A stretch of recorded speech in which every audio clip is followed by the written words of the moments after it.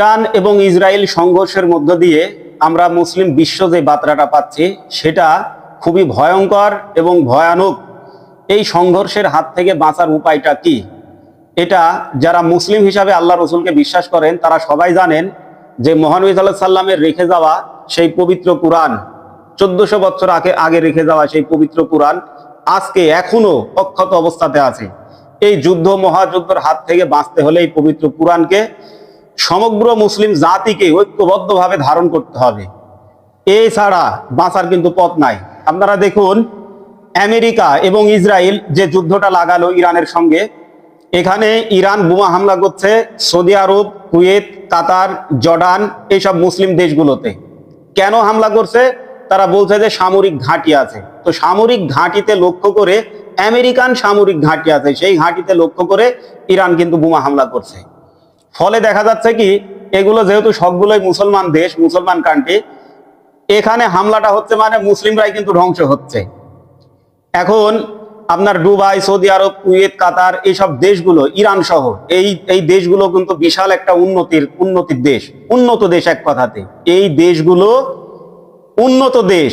এই দেশগুলোকে যদি আমেরিকা ছলে বলে কৌশলে যেভাবেই হোক যদি ধ্বংস করে দিতে পারে, তাহলে এই জাতিসংঘের কাছে ইনাদেরকে আবার ধর্ণা দেওয়া লাগবে।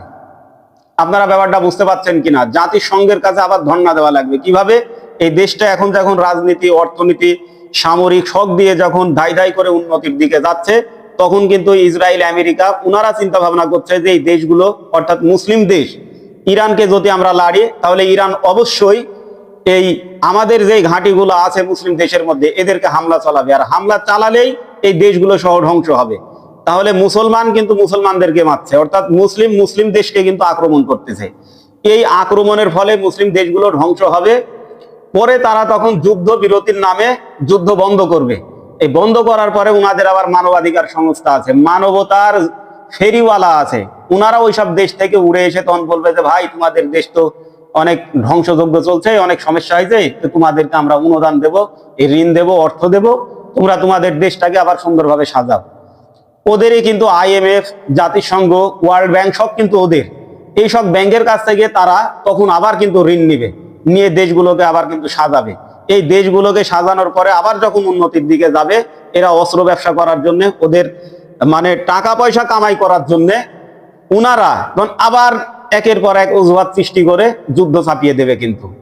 এই হচ্ছে আমেরিকা ইসরায়েলের রাজনৈতিক কৌশল। আর আরেকটা ব্যাপার আছে, এই মুসলিম জাতি যেন কখনো বিশ্বের বুকে মাথা উঁচু করে দাঁড়ায়